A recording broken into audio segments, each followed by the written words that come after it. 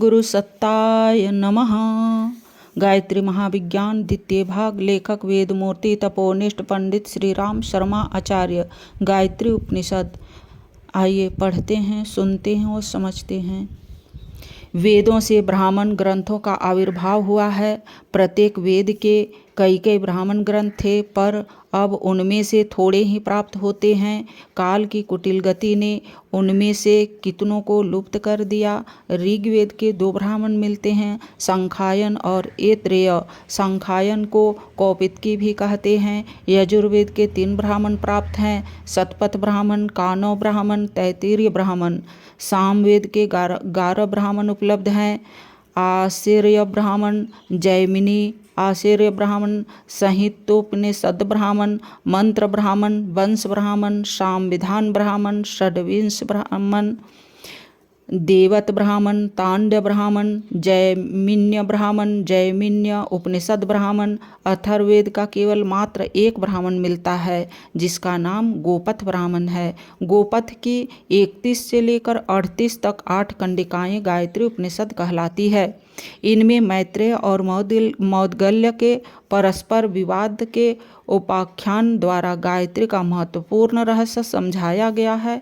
साधारण शब्दार्थ के अनुसार बुद्धि, प्रेरणा की, प्रार्थना की गायत्री का तात्पर्य है, परंतु उस उपनिषद में ब्रह्मा विद्या एवं पदार्थ विद्या से संबंध रखने वाले कई रहस्यों पर प्रकाश डाला गया है। अथ गायत्री उपनिषद। एकादशाक्ष मौद्गल्य के समीप ग्लाव मैत्र आए। मौद्गल्य के ब्रह्मचारी को देखकर और उसे सुनाकर ग्लाव ने उपहास उड़ाते हुए कहा, मौद्गल्य अपने इस ब्रह्मचारी को क्या पढ़ाता है, अर्थात कुछ नहीं पढ़ाता है। मौद्गल्य के ब्रह्मचारी ने इस बात को सुनकर अपने आचार्य के पास जाकर कहा, जो आज अतिथि हुए हैं, आपको उन्होंने मूर्ख कहा है, क्या वह विद्वान है? मौद्गल्य ने पूछा।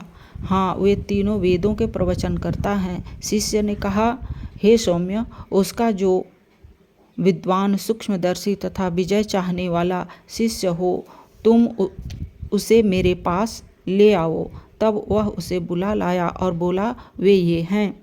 मौद्गल्य ने उससे पूछा, हे सौम्य, तुम्हारे आचार्य क्या पढ़ाते हैं? उसने उत्तर दिया, वे तीनों वेदों का प्रवचन करता हैं। हे सौम्य, यदि वे यह जानते होंगे तो कहेंगे कि आचार्य अपने ब्रह्मचारी को जिसका उद्देश्य देते हैं वह सावित्री है, अर्थात जो गायत्री का शब्दार्थ स्थूल अर्थ है उसे ही बता देंगे। तब तुम कहना कि आपने तो आचार्य मौद्गल्य को मूर्ख बतलाया था। वे आपसे जो प्रश्न पूछते हैं उसे आप नहीं बतला सके तो 1 वर्ष के भीतर ही आपको कुछ कष्ट होगा। हे सौम्य, हमने भी सब वेदों का अध्ययन किया है, फिर तुम्हारे आचार्य मुझे मूर्ख क्यों कहते हैं? क्या शिष्टों के लिए ऐसा कहना ठीक है? हम उनसे जो प्रश्न पूछेंगे वे उसे न बतला सकेंगे, वे उसे पढ़ते भी न होंगे।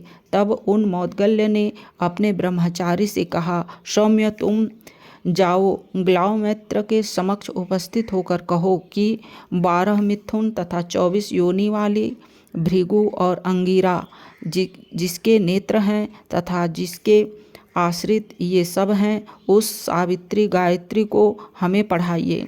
इस कंडिका में मौद्गल्य ने मैत्रेय से गायत्री का रहस्य पूछवाया है। साधारण अर्थ तो सभी जानते हैं कि इस मंत्र में परमात्मा से यह प्रार्थना की गई है कि हमें सद्बुद्धि की प्रेरणा दीजिए।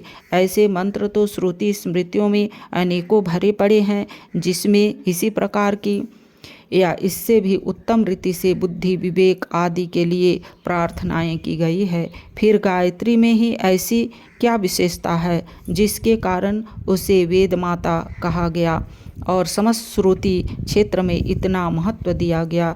इसका कोई न कोई बड़ा कारण अवश्य होना चाहिए। मौद्गल्य ने उसी रहस्य एवं कारण को मैत्रेय से पूछवाया। मौद्गल्य का शिष्य मैत्रेय के पास आया।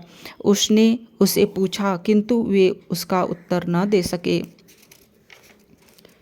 उसने कहा, आपने मौद्गल्य को मूर्ख कहा था। उन्होंने जो आपसे पूछा आप उसे नहीं बतला सके, इसलिए 1 वर्ष में आपको कष्ट होगा। तब मैत्रेय ने अपने शिष्यों से कहा, अब आप लोग अपनी अपनी इच्छा अनुसार अपने अपने घरों को लौट जाइए। मैंने मौद्गल्य को मूर्ख कहा था, पर उन्होंने जो कुछ पूछा है मैं उसे नहीं बतला सका हूँ। मैं उनके पास जाऊँगा और उन्हें शांत करूँगा। दूसरे दिन प्रातःकाल हाथ में समिधा लेकर मैत्र मौद्गल्य ऋषि के पास आए और कहा, मैं मैत्रेय आपकी सेवा में आया हूँ। इस किस लिए? उन्होंने पूछा। मैत्रेय ने कहा, मैंने आपको मूर्ख कहा था। आपने जो पूछा मैं उसे न बतला सका। अब मैं आपकी सेवा में उपस्थित होऊंगा और आपको शांत करूंगा। मौद्गल्य ने कहा, आप यहाँ आए हैं, लेकिन लोग कहते हैं कि आप यहाँ शुद्ध भावना से नहीं आए हैं। तो भी मैं तुम्हें कल्याणकारी भाव देता हूँ, तुम इसे लेकर लौटो। मैत्रेय ने कहा, आप कहना अभयकारी एवं सदैव है। आपकी सेवा में समित पानी होकर उपस्थित होता हूँ।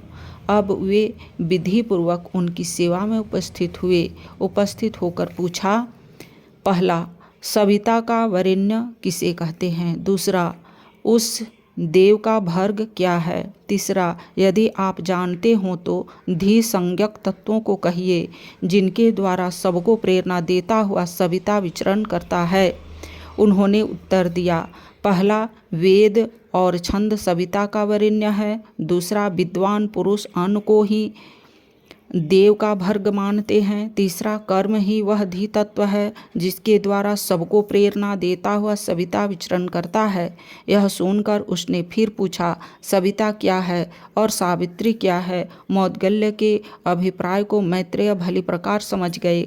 उन्होंने सच्चाई के साथ विचार किया तो जाना कि मैं गायत्री के उस रहस्य को नहीं जानता हूँ जिसके कारण उसे इतना महत्व प्राप्त है। उन्होंने सोचा, यह मूल कारण न मालूम हो तो उसके ब्रह्मा प्रतीकों को जान लेने मात्र से कुछ लाभ नहीं हो सकता। इसलिए वेदों का प्रवचन करने से तब तक क्या लाभ जब तक कि उनका मूल कारण न मालूम हो। यह सोचकर उन्होंने निश्चय किया कि पहले मैं गायत्री का रहस्य समझूंगा, तब अन्य कार्य करूंगा। उन्होंने अपने विद्यार्थियों को छुट्टी कर दी और स्वयं नम्र बनकर समिधा हाथ में लेकर शिष्य भाव से मौद्गल्य के पास पहुँचे। विद्या प्राप्त करने की, विशेष रूप से अध्यात्म विद्या की यही परिपाटी है कि विद्यार्थी अपने अध्यात्म के पास नम्र होकर उनके प्रति श्रद्धा भाव मन में धारण करके पढ़ने जावे। इस आर्ष प्रणाली को छोड़कर आजकल के स्टूडेंट जिन उज्जट भावनाओं के साथ शिक्षा प्राप्त करते हैं, वह शिक्षा गुरु का आशीर्वाद न होने के से निष्फल ही जाती है। मैत्रेय ने पूछा, गायत्री के प्रथम पद में आए हुए शब्दों का रहस्य बताइए। पहला, सविता का वरेण्य क्या है, अर्थात उस तेजस्वी परमात्मा को किससे वरेण्य किया जाता है, ईश्वर किस उपाय से प्राप्त होता है। दूसरा, उस देव का भर्ग क्या है, देव कहते हैं श्रेष्ठ को, भर्ग कहते हैं बल को, देव का भर्ग क्या है। तीसरा, जिसके द्वारा परमात्मा सबको प्रेरणा करता है, अर्थात वह माध्यम क्या है जिसके द्वारा ईश्वर की कृपा होती है। इन तीनों तत्वों को मैत्रेय ने मौद्गल्य से पूछा। इनका संक्षिप्त उत्तर मौद्गल्य ने दिया है, वह बड़े ही मार्के का है। इन उत्तरों पर जितना गंभीरतापूर्वक विचार किया जाए उतना ही उनका महत्व प्रकट होता है। मौद्गल्य कहते हैं, पहला, वेद और छंद सविता का वरेण्य है। दूसरा, अन्न को ही देव का भर्ग कहते हैं। तीसरा, कर्म ही धी तत्व है, इसी के द्वारा परमात्मा सबको प्रेरणा देता है, सबका विकास करता है। आइए तीनों प्रश्नों पर पृथक पृथक विचार करें। पहला, वेद अर्थात ज्ञान, छंद अर्थात अनुभव। वास्तव में आत्मज्ञान से परमात्मा की प्राप्ति होती है, पर वह ज्ञान केवल वाचिक न होना चाहिए। भारवाही गधे की तरह अनेक पुस्तकें पढ़ लेने से, सुख सरिकाओं की भांति कुछ रटे हुए शब्दों का प्रवचन कर देने से काम नहीं चल सकता। हमारा तत्व ज्ञान अनुभव सिद्ध होना चाहिए, जिसको कारण तर्क प्रमाण और उदाहरण के द्वारा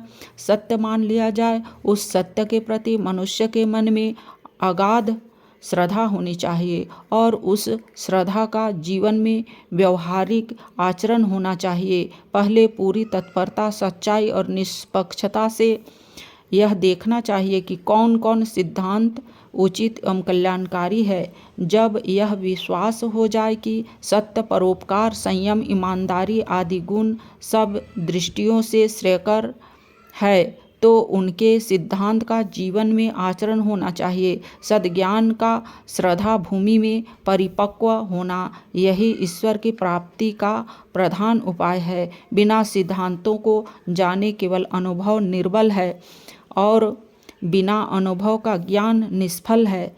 जब मनुष्य का सद्ज्ञान श्रद्धा में परिणत हो जाता है, दंभ, छल, मात्सर्य, कपट, धूर्तता एवं दुराव को छोड़कर जब समस्त मनोभूमि में एक ही जाति की श्रद्धा स्थापित हो जाती है, तो उसी आधार पर परमात्मा की प्राप्ति होती है। वेद और छंद के सम्मिश्रण में सविता का वर्णन किया है और ज्ञान तथा अनुभव से परमात्मा को प्राप्त किया जाता है। ओम शांति।